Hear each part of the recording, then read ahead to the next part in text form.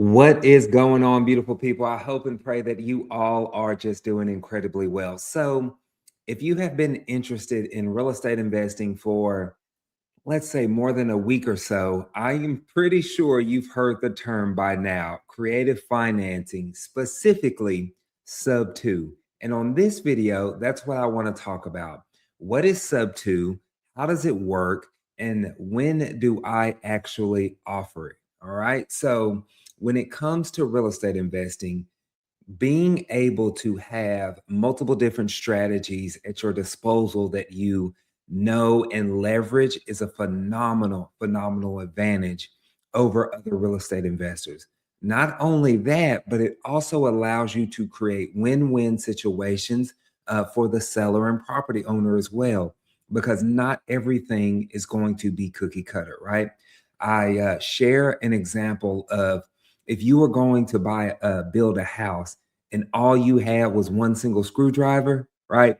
You're not going to get much house built, right?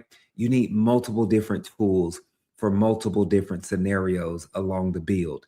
If you are wanting to build generational wealth, make a kingdom impact, it is in your best interest to have multiple different strategies at your disposal, okay?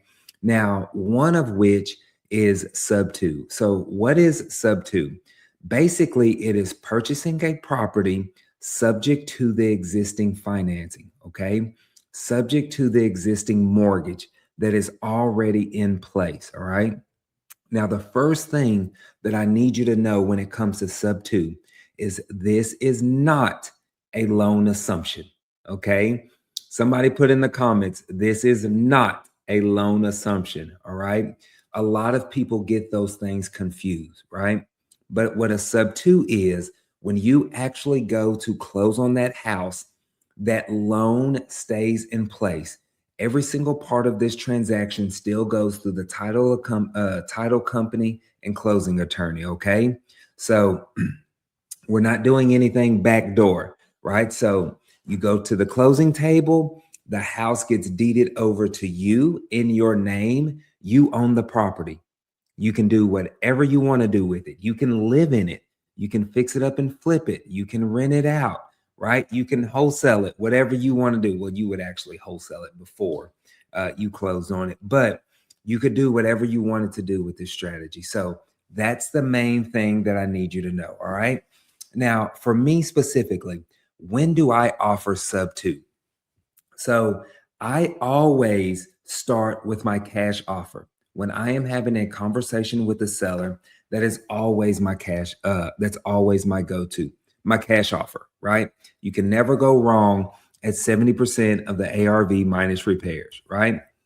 If for whatever reason, let's say, for example, I offer a seller $70,000 for their home, and they come back to me and say, well, Clifford, that's not going to work for me because I owe 75,000 on the property, right? So that would now require the seller to bring money to the closing table. And so now I can bring up sub two and see if that's an option, right? Well, actually, I would do a novation and then I would do a sub two offer. So now when I'm offering sub two, I would go to the seller and I would say, hey, seller, in some cases, not all, we've been able to take over the payments. Is that something that you're open to? That is how I literally ask the seller.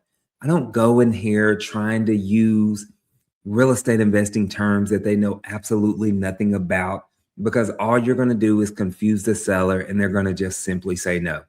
The best thing that you can do is break this down in the most simplistic way possible for that seller to understand, in which is, hey, we're simply taking over the payments. Okay. So I'm having that conversation with the seller and say, hey, are you open to us taking over the payments? Now, it does have some pros and cons. This is typically what I tell the seller. And I say, now, it really just depends how you look at it when it comes to the con side of things. So the one thing is that that mortgage will not be paid off, okay, when we go to the closing table, right? That loan will stay in your name, but when we go to closing, the house gets deeded over to us, and we're going to be responsible for making those payments going forward. So whatever you, Mr. Seller, negotiated when you bought the house, those current loans, that loan stays in place. The monthly payment, the interest payments, the duration of the loan. So if you negotiated a 30-year loan, that stays in place. All right. And so that's typically how I tee it up. But I let them know that, hey, even when we go to the closing table, you're going to have documentation just showing that we're going to be responsible for that mortgage payment going forward. So it's actually super simple, right? I know that its simplicity is actually what scares most real estate investors. Like, wait a minute, it can't be that difficult. You close on the house, it gets deeded over to you, and you just simply start making the payments. Yeah, it's that simple. All right. So don't overcomplicate it any more than it needs to be. All right. Use and leverage this strategy when you find situations that come up that you believe, hey, my cash offer doesn't work. This could actually be another viable option for me. Right. Just a kind of bonus uh, tip, so to speak. This actually works very well in probate properties, especially if you want to flip them, right? So I could do a scenario like this where if a seller inherited a property and I want to flip it and say, hey, Mr. Seller, would you be open to us taking over the payments on this property? And then once we got that house rehabbed and sold, you would get X amount of dollars. So now, if you're wanting to get into fix and flips, you can actually do this without having to bring all of that cash to the closing table. So normally, if I was going to buy a house for $250,000, I need to bring that cash to the closing table, plus the rehab money, plus closing costs, and any monthly expenses that I'm going to have, right? That takes a lot more capital to do that flip. But I can always use something creative to where I don't have to do that, right? So just think about this, add this to your tool belt, and let me know if this was helpful. I'll chat with you soon.